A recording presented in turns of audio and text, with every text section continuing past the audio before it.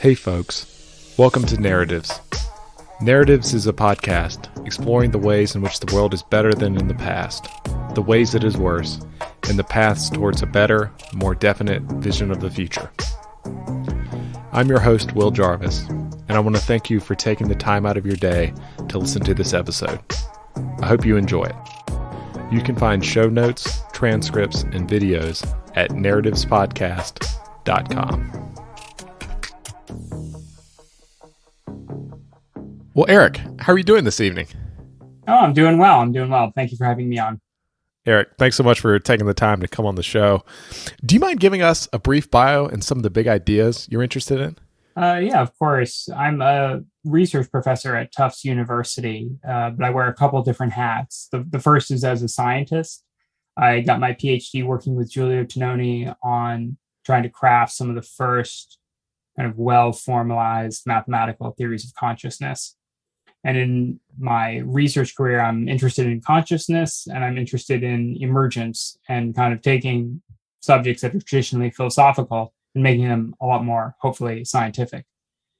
I'm also an author. I grew up in my mother's independent bookstore, so I've always kind of wanted to be an author and was surrounded by books, so it was very, very natural to me. So I published a novel last year, The Revelations, through Abrams Books. And I also run a Substack called The Intrinsic Perspective, where I sort of combine some of my scientific interests with my literary interests. Gotcha. Do you see kind of a common thread that ties your work together between your writing, this work on consciousness and math and biology? Like, is there a common thread there, or is it more just like these are kind of discrete interests and they don't really bleed together very much? Well, the reason why my Substack is called The Intrinsic Perspective is that I think that we can very broadly view the world as sort of having a scientific image, and that scientific image is what one might call extrinsic. It is based on mechanism or causation. It is modelable in terms of sort of the physical laws that we know. And then there's also the intrinsic perspective on the world, which is sort of what everyone is thinking and feeling hidden within the bones of their skull.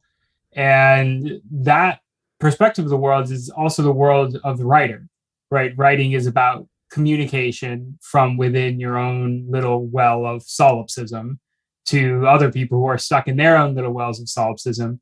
And you're trying to sort of put something together, either communicate an idea or communicate a what it is likeness, communicate what it is like to be a person who lives, in a certain way or at a certain time.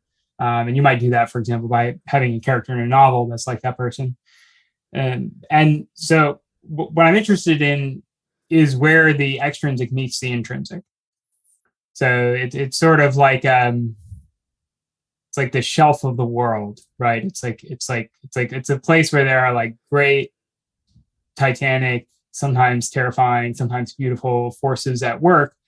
And that includes, for example, the search for a scientific theory of consciousness, which would be sort of the extrinsic attempt to understand the intrinsic perspective. Ah, super cool. So is it something like understanding kind of the intersection between qualia and reality? Is it something like that, or is that too kind of simplistic? No, I mean, I think it's a pretty reasonable description. Everything I do is sort of connected via a constellation of a couple different main themes. So, for example, I've recently been doing some work on dreams and the relationship between dreams and fictions, and of course, that is also, in a sense, right. Like in that case, I'm using the intrinsic perspective, which is sort of the phenomenology of dreams, to try to actually come up with sort of like a theory of art. I mean, that's really one of the things I've been working a great deal on, is scientifically grounding our notion of an aesthetic spectrum in something that's more valid than, like, say, Steven Pinker's description of music as auditory cheesecake. I love that.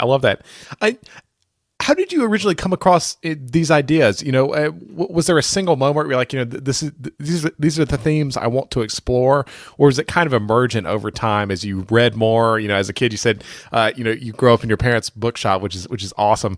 Was it just like reading a lot of literature, getting exposed to a lot of different ideas, and it kind of just coalesced over time? Well, it's always very hard to, appropriately track your own motives for things, right? But in one sense, I mean, there was sort of like a logical decision that was made at a certain point where I was old enough to know sort of what I was capable and what I wasn't capable of. And so I knew, for example, that I would never be capable of being like a string theorist. I just don't have that sort of like the really, really high level technical mathematical ability is something that manifests when you're young. And I just didn't really have that. And so that sort of limits your options. And looking at science, I thought, because of my background in sort of fiction writing, like I was already writing when I was a young teenager, I thought, well, maybe I should go towards something where being creative is going to be an advantage, right? Like rather than being analytical, can I go to something where originality is going to be much more important, right, than like sheer quantitative ability? And there are a number of like really open areas in science where we just frankly don't know very much, and we sort of need good theories. And so I've sort of made my home in those cases, in those places. And one could view that almost like how an organism adapts to a niche or something like that, right? But I've been very lucky along the way, and certainly I think that there's a certain serendipity of like what I work on and my progress on it to the degree that there is or there isn't. I really like that. I really like that that framing. I'm curious, what areas of science do you think need more original theories, need more originality and creativity at this point? Well, one is in fundamental physics. So physics is not finished. We need, the most brilliant minds to go into physics and to improve our understanding of the fundamentals of reality and move us past the standard model, which will one day, I think, fail if it hasn't already. And so clearly, like some very big picture physics stuff.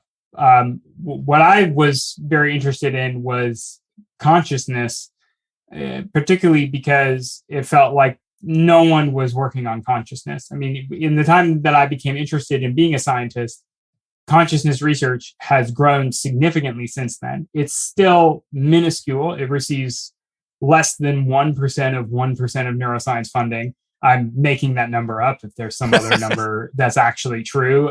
But that's I think well within the order of magnitude of how little funding consciousness research actually gets. And there was almost no one working seriously on it.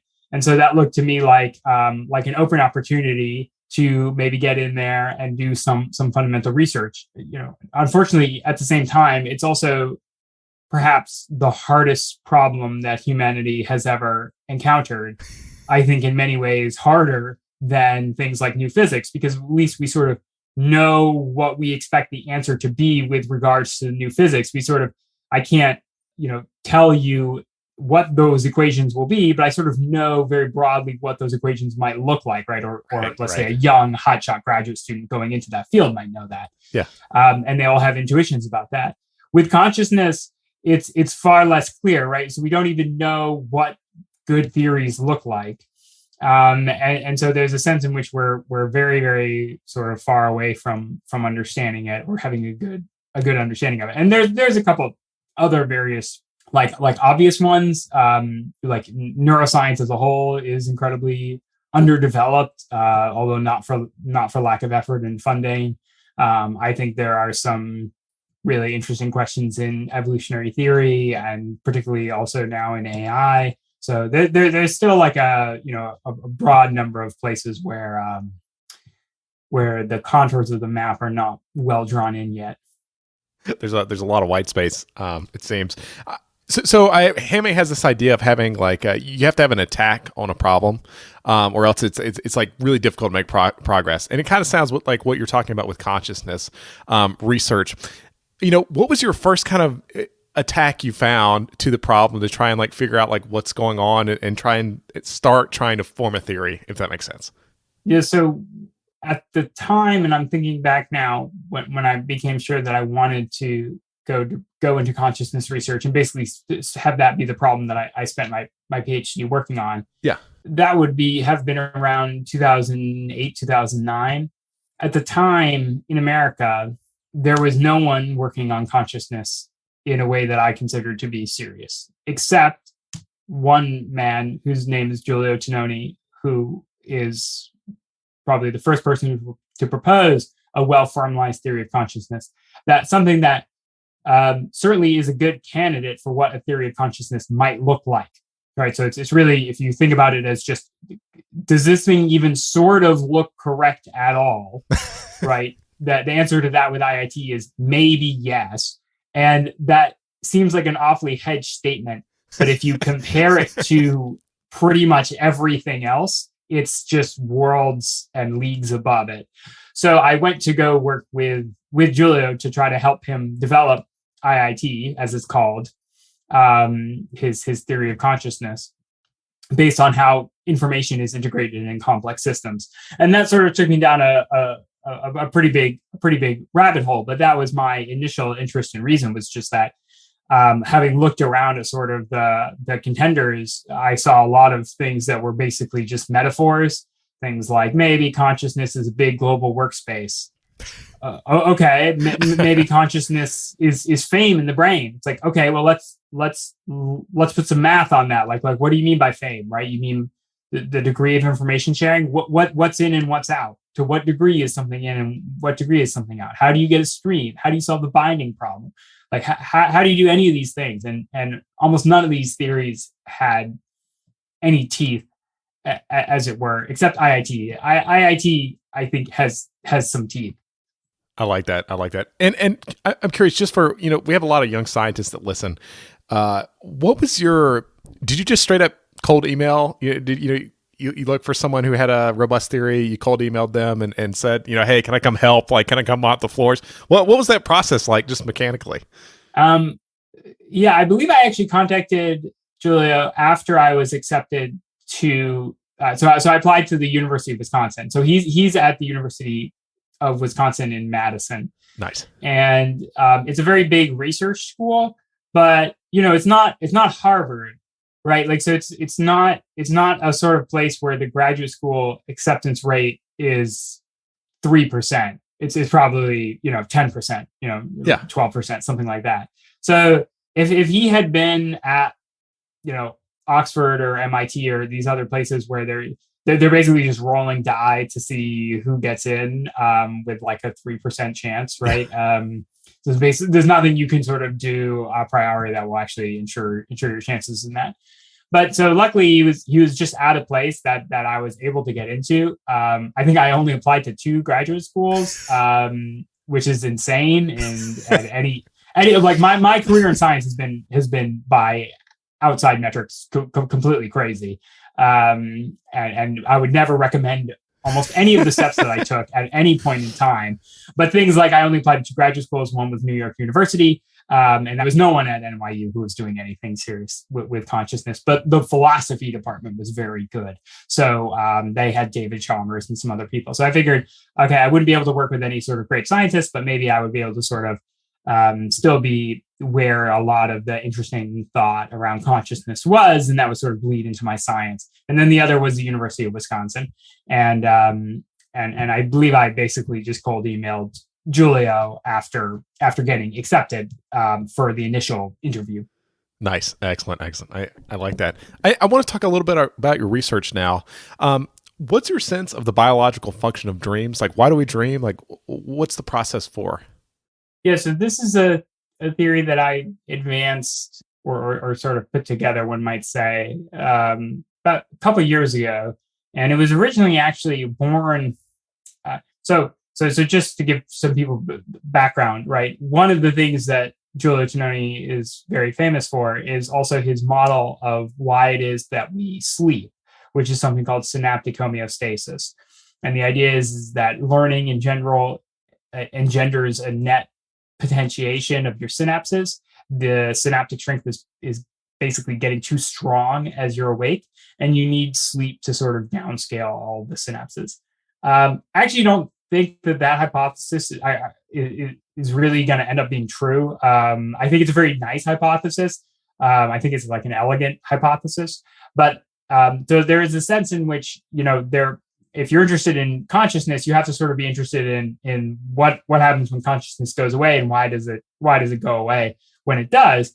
And therefore, they're a very good sleep lab. So I had a background in sleep research, and I had been writing an essay about the purpose of fictions, actually, and why it is that we humans so love fictional stories. And because this is, again, something that's interested me since I was young. And I kind of realized that you could make the analogy that fictions are like artificial dreams. And I don't think that analogy is that original, but I took it very seriously. So I said, okay, well, what if we take it incredibly seriously? And therefore we have two mysteries that look very similar. One of which is, why do humans care about what happens at Hogwarts, right? And spend a bunch of time, talking about all these imaginary lies. And why does the brain make up a bunch of random imaginary hallucinatory BS every night? These seemed actually possibly quite related to me. And so I started developing this theory. And actually what fell out of it was, basically, I put all the fiction aside to just focus on the theory of dreams that fell out of it, which was this notion that the goal of dreams, the evolved purpose of dreams, is to help prevent overfitting, where overfitting is a very common, basically ubiquitous problem that crops up whenever you try to train a complex system that learns, like an artificial neural network. And in general, it will often sort of memorize the details too well, and therefore it sort of won't generalize to new training data. And my thought was, this seems sort of inescapable, and also that mammalian brains can't ever turn off learning. I mean, people have really not reckoned with this, but when you're training an artificial neural network, you can sort of stop it at a certain point and say, okay, I'm done now, right? You've been appropriately trained. That never happens with mammals, right? So we're constantly learning. And the plasticity in your brain does not shut off. You're learning as much when you watch a TV show as you are when you're studying for a math class, right? Like, so the plasticity in your brain never shuts off. And so there seems like there needs to be some sort of counteracting force. And the proposal is that dreams are basically a combination of techniques that machine learning theorists have already basically found out about. And the brain also stumbles across sort of an intersection of those techniques and begins to do nightly dreaming in a way that sort of is giving your brain augmented data in a way that assists and promotes generalization. And to me, it's sort of the first theory of dreams that actually gives a good reason why dreams would be so sort of weird and Lynchian and dreamlike. Makes a lot of sense. I'm curious, with all your work on consciousness, and you mentioned a lot of ML terms like overfitting and things like this. Do you think it will be possible for us to make machines conscious, or is that like it's a different thing, it's a different class that doesn't make sense? I very much wish I knew the answer to that. The thing is that the way that most people think about consciousness is that they basically pick some sort of pet theory. Their pet theory is like totally wrong. And then they sort of just harp on this pet theory like for the rest of their lives. This is the normal intellectual life cycle of people who talk about consciousness. They just pick something like, maybe consciousness doesn't exist. I'm going to make up, a bunch of reasons why that crazy hypothesis is somehow true, or maybe the brain's just a computer. What's so mysterious, right? And then I'm going to argue for that, or it's just a big workspace. Where is the mystery there? I'm just going to argue for that. Or you have like, there's a hard problem that's never going to be solved.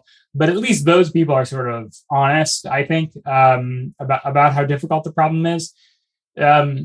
This is actually why, despite having a lot of training on consciousness, I've really focused on other problems that I found to be like solvable. Like I think that like you can have a theory of dreams, and that like that I've advanced like a pretty like a good one. Like it deserves to be considered. And that's because it's a solvable problem, right? Like it's just nowhere near as difficult to come up with like an original hypothesis around dreaming as it is to come up with an actual original hypothesis around consciousness. So with consciousness, I generally wait until I have something really important to say. And so I've only published like, I don't know, 3 or 4 papers entirely on consciousness at all. But that leaves me in the epistemic position wherein when you ask me like, are machines going to be conscious? If I was sort of the standard, the sort of standard intellectual who talks about consciousness, I would have some sort of ready-made answer for you about yes or no and why, gotcha. My reasoning as to why. But the simple answer is we have absolutely no idea. And anyone who tells you that they have an idea is absolutely wrong. What I can tell you... It's very wrong. Yeah, but I think we can say some things. And one of those things is to judge the similarity or dissimilarity of the artificial neural networks that we have against the brain, and particularly the properties of the brain that our leading theories of consciousness pick out. So as an example, right, one could ask, do these machines have anything that looks like a global workspace? And the answer, I think, is pretty reasonably no, unless you really stretch the definition of what we mean by global workspace. They generally don't have that. Are they integrated? Well, integrated information theory would say, no, they're not integrated. So what I sort of prefer to do to answer this question is to say, listen, almost all the leading theories we have are wrong, but they're probably somewhat sensitive to the true underlying theory along some axes. And all of them basically look at these feed-forward artificial neural networks that don't have any sort of intrinsic activity or spontaneous activity, and that, are brain-like in the very broad sense of having maybe things like tuning curves or sort of neural-like properties, but they certainly don't have the structure of the mammalian brain. They don't have its architecture. They don't have anything like that.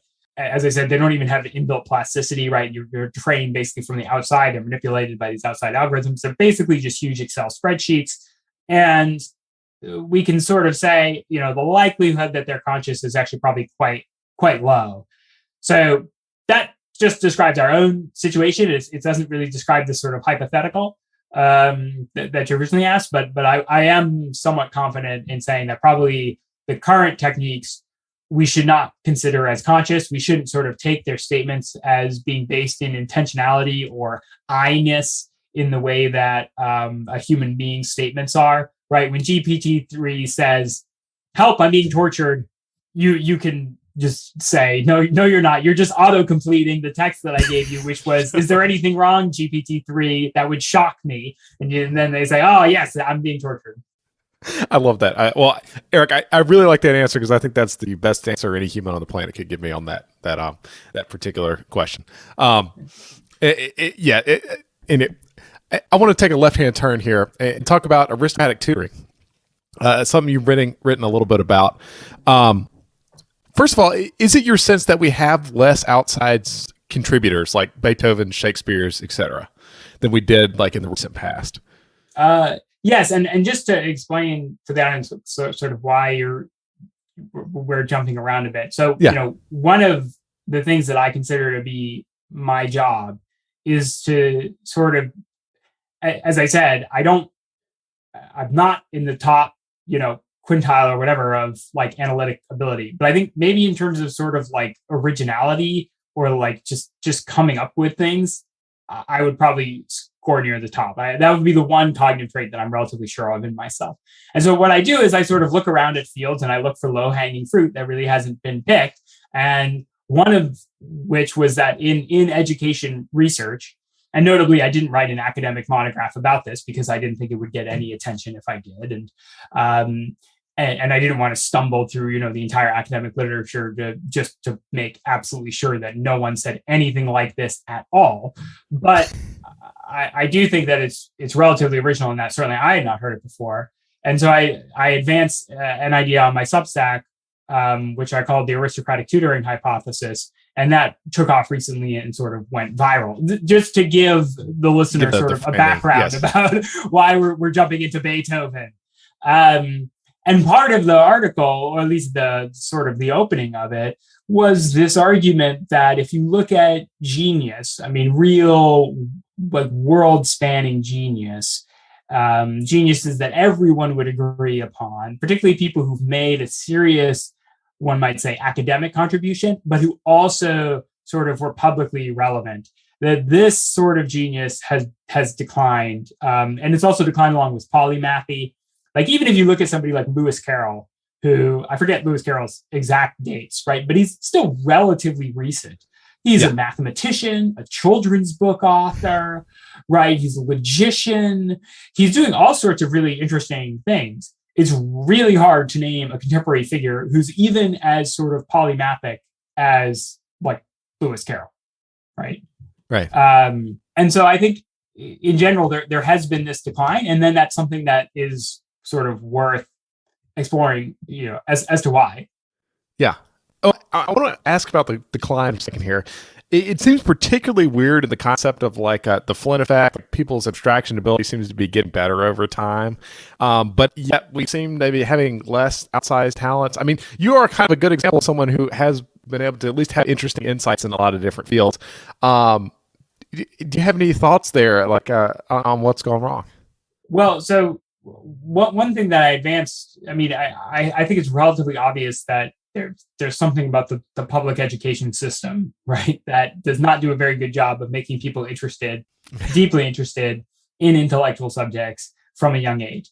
One could rant about sort of the public education system, I think, for a very long time. And I would certainly include private education in there just the same. Like, the structures are almost no difference, right? Yeah. Slightly nicer, slightly better peers, slightly better teachers, but the structure of the entire thing is exactly the same. Yep. If you're at Andover or if you're at, big inner city high school, there's still basically the same structure. So looking historically, though, we see that the education system has clicked on only very recently. And so the question is, well, what did people really do before then? And the answer is that, well, if you were rich, what you generally did was that you hired tutors and governesses. And if you were an aristocrat, especially, and these tutors and governesses would rear the child from a very young age. And a great example of this would be somebody like Bertrand Russell, who's one of the great geniuses of the 20th century, extraordinarily polymathic. He won the Nobel Prize in literature and also came up with, probably the first presage of Gödel's incompleteness theorem in his paradox around set theory. So this is a very, very smart, intelligent individual. Of anyone who's ever lived, he deserves the term genius. And his education was basically a revolving door of governesses and tutors. And these were often people who were experts in their field. I mean, he was taught by, like, Lord Kelvin's graduate student, basically. And, like, it's like Kelvin, like that Kelvin, right? Like the Kelvin. Yeah, like the Kelvin, right? So this is like if we had, young children being tutored by, excitable, charismatic, in their 20s, young scientists. Like, clearly that would have a very strong effect. But the problem is that this method of education is not at all scalable. So, I make clear in the article that I'm not making a moral claim that this was somehow really good, or we should go back to that and aristocrats should sort of separate their children out. But it is certainly true that I think that particularly at the very upper echelons of society, there was a huge amount of one-on-one tutoring going on. And we know that tutoring is basically the most effective form of education. And that's been shown in study after study. And so we can just look at the decline of tutoring and say, maybe the simple fact is that many of these great geniuses had, what we would now consider almost completely unfair advantages in terms of their education early on. And this is why, for example, the history of intellectual life has often been confined to the rich. I mean, we shouldn't mistake that. The number of, like, peasants who made serious intellectual contributions up until the industrial era was so low. I mean, astonishingly low. You pick any intellectual from like 1500 to 1600 and see how many of them were really like lower class, and the answer is almost none. They're almost all aristocrats or upper class, and as far as I can tell, many of them had tutors and went through sort of this personalized form of education. And I think that it's basically the one way we know of to create geniuses. It doesn't always create geniuses. I certainly would never make that claim, and I wouldn't make the claim that any child, could sort of be made into a world towering genius. I think it involves a lot of sort of innate talents, although maybe IQ less so than some people would like to believe. I actually think that there's all sorts of sort of cognitive talents that people can have that aren't captured by something like IQ.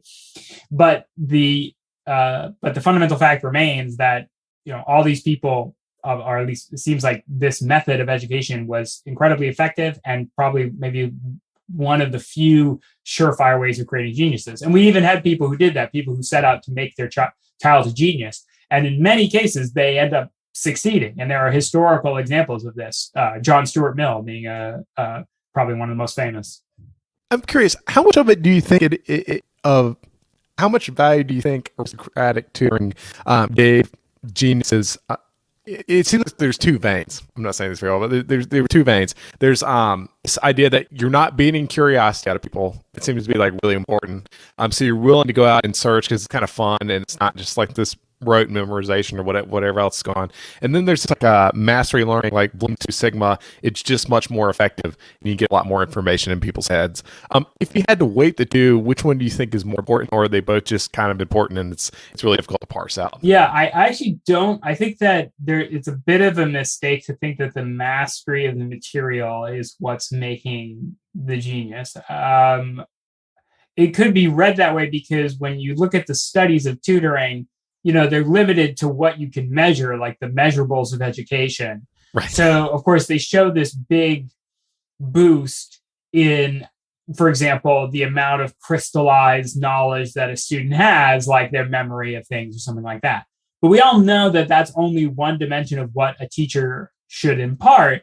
An example being that, what you want in a someone who's learning history, and what you want in, let's say, a young historian who is tutoring your child, would be to impart for them like an interest in, for example, ancient Rome, not just memorizing the dates of, all the emperors of ancient Rome, right? You want to stimulate this sort of intellectual interest, and hopefully you sort of stimulate it enough that it runs their entire life. And maybe when they're, 75, they crack open a new, book on Marcus Aurelius or something, and who was also had like 17 tutors growing up.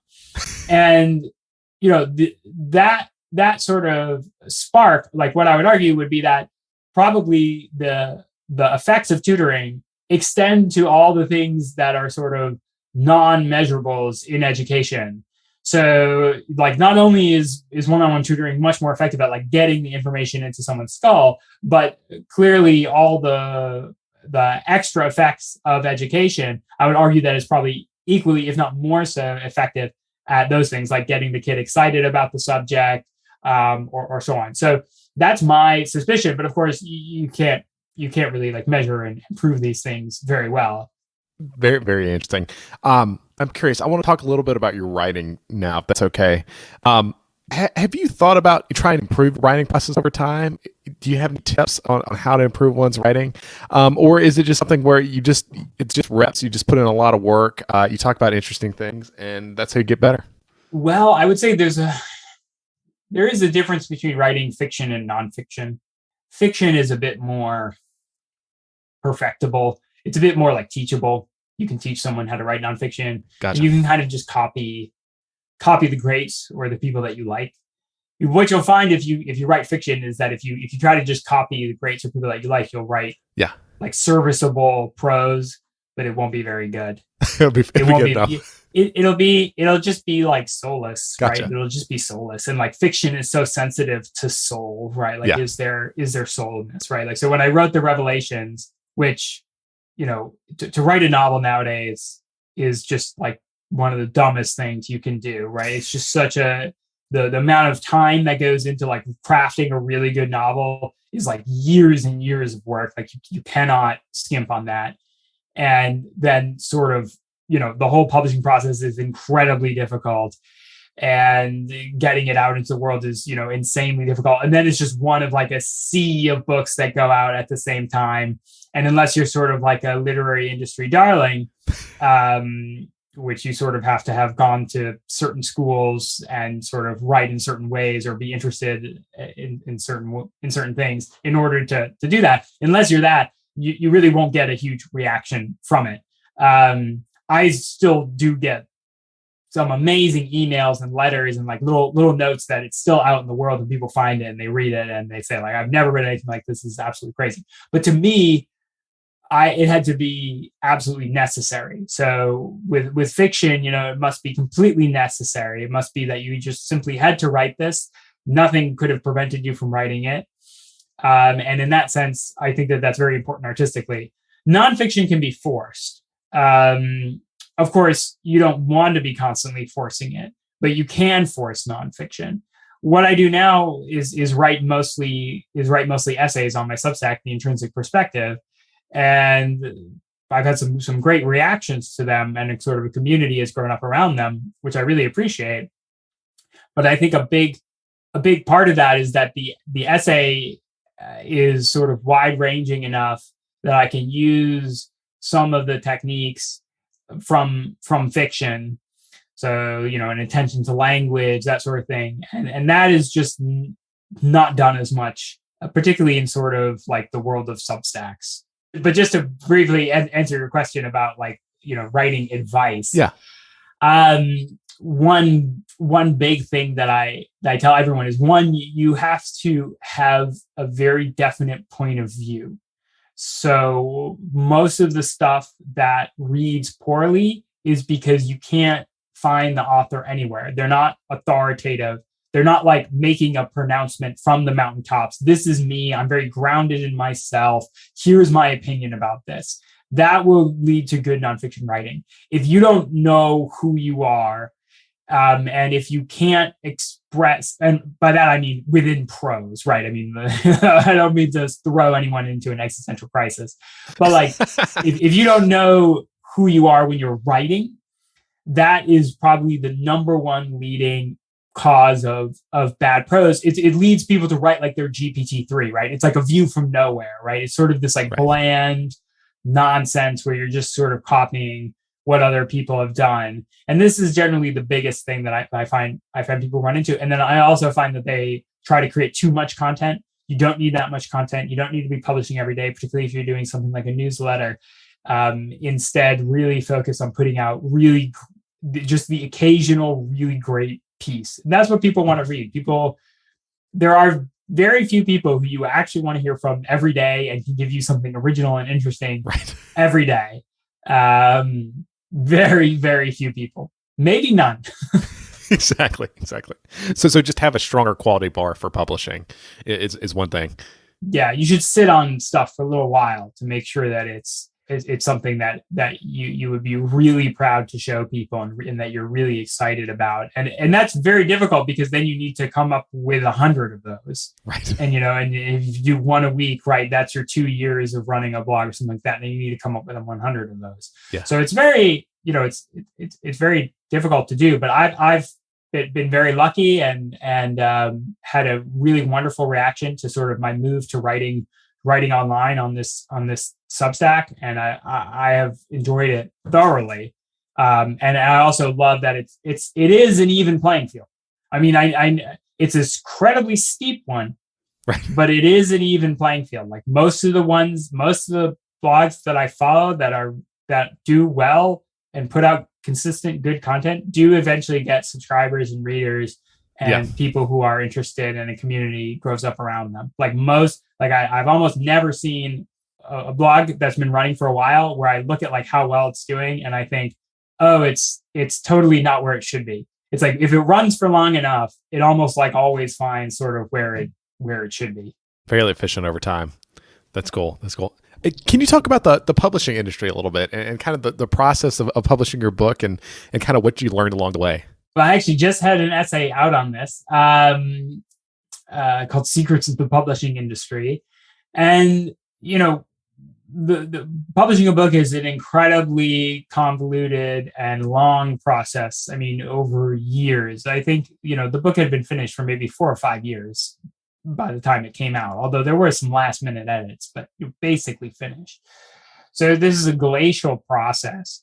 And it's also a very difficult process. Most of the time, people will not get published.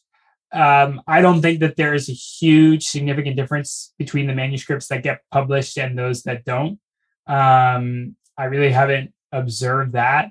I think probably there's probably some really great unpublished manuscripts hanging out in the U.S. I'll tell you that from what I've seen of the process. And it's very convoluted, and you have to do a lot of things yourself, from getting like blurbs, like, your publisher probably is not going to go out and get you a bunch of blurbs from like famous authors. You have to do that, which is crazy. It's like, how do you find and approach like famous authors, right? So it's like, for example, like I went to like Peter very early on. I went to Peter Watts. Peter Watts is one of my favorite sci-fi authors. He's the author of Blindsight. He won a Hugo Award, I think. He's an excellent writer. Him and I had briefly corresponded. I basically begged him. He was incredibly kind enough to read the book and offer a blurb for me. And then, okay, now I have a blurb from a Hugo Award winner. Now can I go and talk to somebody else, right? And say, okay, here's this blurb, right? And that is at the very beginning, but that shows you like the degree of time and intensity of just trying to get the book out there. And then, when the book did come out, I didn't make a huge amount of money. I didn't sell it for a huge amount of money, but the publisher did a pretty good print run. So they were sort of like, this was like not their lead book going out, but it was pretty high up there in terms of their concerns, right? And as an example of this, like Barnes and Noble bought 3 for every store in America. So I thought, okay, this is gonna get reviewed. Yeah. Right? Like this will be reviewed. Absolutely. Someone has to notice this, right? I just assumed that reviews happened, right? And that turns out to not be true at all. So people won't just review a book just because it's like nationally published and you can walk into Barnes and Noble and find it, right? So instead, what happens is that there's all these publicists, and the publicists basically, interact with the book reviewers, and this has to take place years before. Oh man! Like seriously. So a book reviewer at like a major outlet will not review like a book that they just learned about 6 months ago. They have to have known about this book for like 18 months minimum, and I have to have received a copy, and like everything's planned, and like so I didn't get bad reviews. I actually got a small handful of really good reviews, but I just got no reviews because I just had no idea that the way that this process works is generally just through these in-house publicists, and you need a really big book deal to have a really good publicist. Or a lot more commonly, people will just hire a private publicist and pay a lot of money for it. And that private publicist will then promote their book. But again, you have to do that years out, right? You can't even do it last minute. And it's surprising who uses a private publicist. Like you might think, Thomas Piketty, famous sort of anti-capitalist author doesn't use a private publicist, but you would be wrong. So you really need someone plugging it and doing that a long time before the book comes out to have even a shot. Yes. So, my having witnessed like the total insanity of this pipeline. Yeah. I actually am writing another nonfiction book right now that's already sold. So I've already been through the process a whole second time. So I can't say like, I'll never do it again. Like I literally did do it again. But there's a very good reason to think that, I'll just be honest, I think Substack is going to eat these people's lunches. Like, these people have no idea what's going to come. And people have finally sort of cracked the code. People are reading more and more online. And this is where literary life is going to be. It's going to be online. It's going to all be online. I'm curious, in this process, have you encountered kind of the MFA mafia? I have this idea that the MFA programs have this. I've never heard that. I've never heard that, but that's funny. Well, I was an English major in college, and I always had this sinking suspicion that it just seemed. George Bernard Shaw has this line like, it's just something about professions being a conspiracy against the laity, and I just find MFA. It seems like it always seemed to me like if you wanted to write the great American novel, you go lock yourself in the woods in a cabin and start typing, and you do that for a year. You don't go and get an MFA and learn and get this like credential. It just seems so antithetical. I don't know. Is that completely off base? And how has your experience been with the MFA mafia? Now that it's basically a requirement to get an MFA, there are some serious downsides to having this be the mainstream of literary culture. So the first is that academization of literature itself. So the simple fact is that these are all people who are coming through the academy, right? So they are academics. They're not even really writers, right? They're more academics. That's closer to their fundamental self-image, right? The number of writers who actually make a living from writing novels is so vanishingly small. Most people are either professors of writing or they have support from their spouses, and they don't actually make like a full, they're not like supporting a huge family from writing, right? There are some people who do that, but it's vanishingly small. Even most of the sort of authors that you'll find at your local bookstore just aren't at that level of supporting their writing. So that means that what are they? Well, they're professors, they're academics.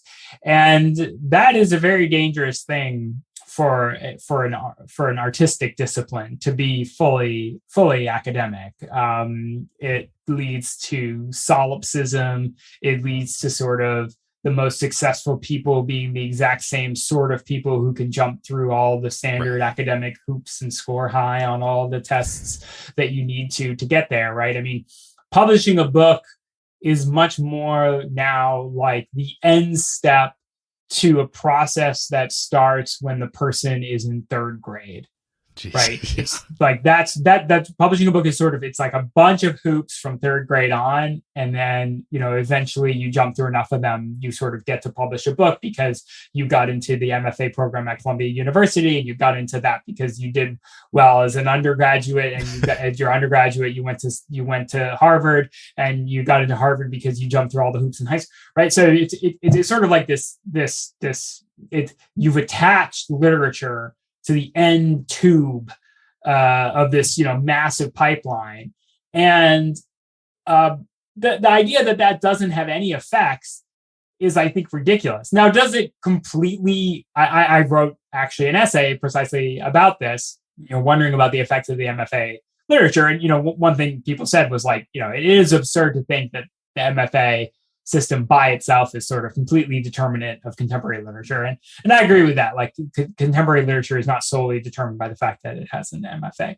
But I think the trends in it are, broadly speaking, determined by this. And one of the big sort of future pits that I see is that through this academization, there's a slow bleed of public interest.